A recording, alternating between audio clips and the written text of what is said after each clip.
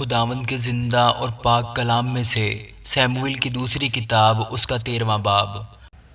اور اس کے بعد ایسا ہوا کہ داؤد کے بیٹے ابی سلوم کی ایک خوبصورت بہن تھی جس کا نام تمر تھا۔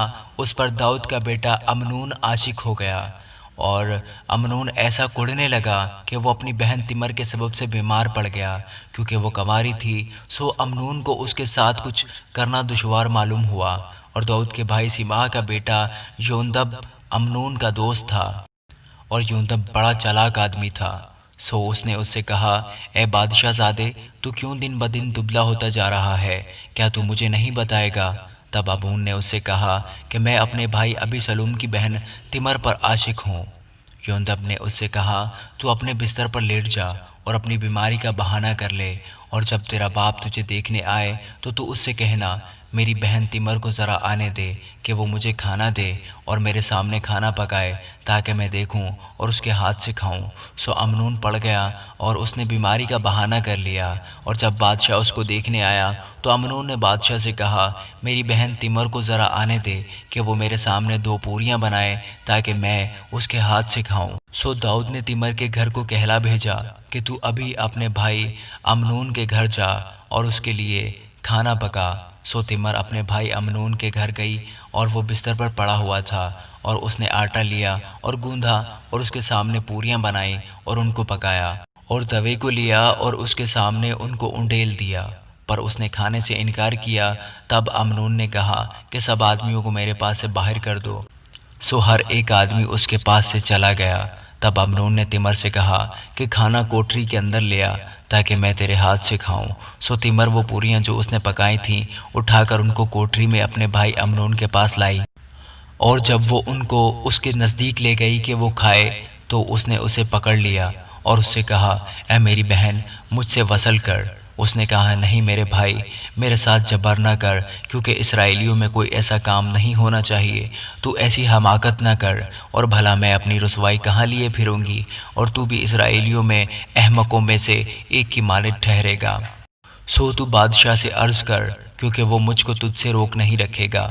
لیکن اس نے اس کی بات نہ مانی، اور چونکہ وہ اس سے زور آور تھا اس لیے اس نے اس کے ساتھ جبر کیا اور اس سے صحبت کی۔ پھر امنون کو اس سے بڑی نفرت ہو گئی، کیونکہ اس کی نفرت اس کے جذبہ عشق سے کہیں بڑھ کر تھی۔ سو امنون نے اس سے کہا، اٹھ چلی جا۔ وہ کہنے لگی، ایسا نہ ہوگا، کیونکہ یہ ظلم کہ تو مجھے نکالتا ہے اس کام سے جو تو نے مجھ سے کیا بدتر ہے۔ پر اس نے اس کی ایک نہ سنی۔ تب اس نے اپنے ایک ملازم کو جو اس کی خدمت کرتا تھا بلا کر کہا، اس عورت کو میرے پاس سے باہر نکال دے اور پیچھے دروازہ کی چٹکنی لگا دے۔ اور وہ رنگ برنگ کا جوڑا پہنے ہوئے تھی، کیونکہ بادشاہوں کی کنواری بیٹیاں ایسی ہی پوشاک پہنتی تھیں۔ غرض اس کے خادم نے اس کو باہر کر دیا اور اس کے پیچھے چٹکنی لگا دی، اور تمر نے اپنے سر پر خاک ڈالی اور اپنے رنگ برنگ کے جوڑے کو جو پہنے ہوئے تھی چاک کیا، اور سر پر ہاتھ دھر کر روتی ہوئی چلی گئی۔ اس کے بھائی ابی سلوم نے اس سے کہا، کیا تیرا بھائی امنون تیرے ساتھ رہا ہے؟ خیر اے بہن، اب چپ کی ہو رہا ہے، کیونکہ وہ تیرا بھائی ہے، اور اس بات کا غم نہ کر۔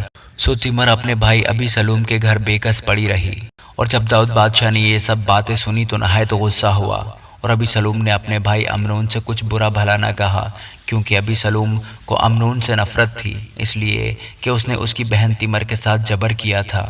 اور ایسا ہوا کہ پورے 2 سال کے بعد بھیڑوں کے بال کترنے والے ابی سلوم کے ہاں بال حصور میں تھے جو افرائیم کے پاس ہے، اور ابی سلوم نے بادشاہ کے سب بیٹوں کو دعوت دی۔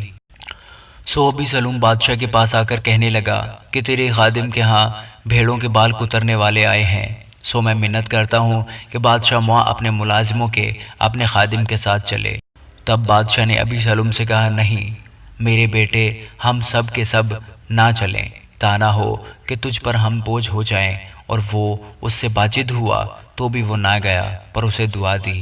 تب ابی سلوم نے کہا، اگر ایسا نہیں ہو سکتا تو میرے بھائی امنون کو تو ہمارے ساتھ جانے دے، بادشاہ نے اس سے کہا وہ تیرے ساتھ کیوں جائے، لیکن ابی سلوم ایسا باجد ہوا کہ اس نے امنون اور سب بادشاہ زادوں کو اس کے ساتھ جانے دیا۔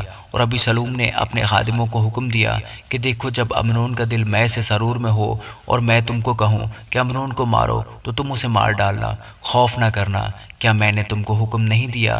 دلیر اور بہادر بنے رہو۔ چنانچہ ابی سلوم کے نوکروں نے امنون سے ویسا ہی کیا جیسا ابی سلوم نے حکم دیا تھا۔ تب سب بادشاہ زادے اٹھے اور ہر ایک اپنے خچر پر چڑھ کر بھاگا، اور وہ ہنوز راستہ ہی میں تھے کہ داؤد کے پاس یہ خبر پہنچی کہ ابی سلوم نے سب بادشاہ زادوں کو قتل کر ڈالا ہے اور ان میں سے ایک بھی باقی نہیں بچا۔ تب بادشاہ نے اٹھ کر اپنے کپڑے پھاڑے اور زمین پر پڑ گیا، اور اس کے سب ملازم کپڑے پھاڑے ہوئے اس کے حضور کھڑے رہے۔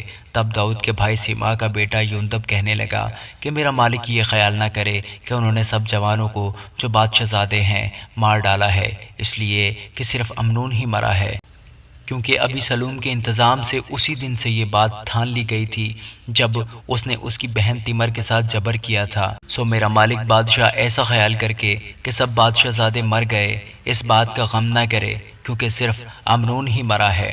اور ابی سلوم بھاگ گیا، اور اس جوان نے جو نگہبان تھا اپنی آنکھیں اٹھا کر نگاہ کی، اور کیا دیکھا کہ بہت سے لوگ اس کے پیچھے کی طرف سے پہاڑ کے دامن کے راستہ چلے آ رہے ہیں۔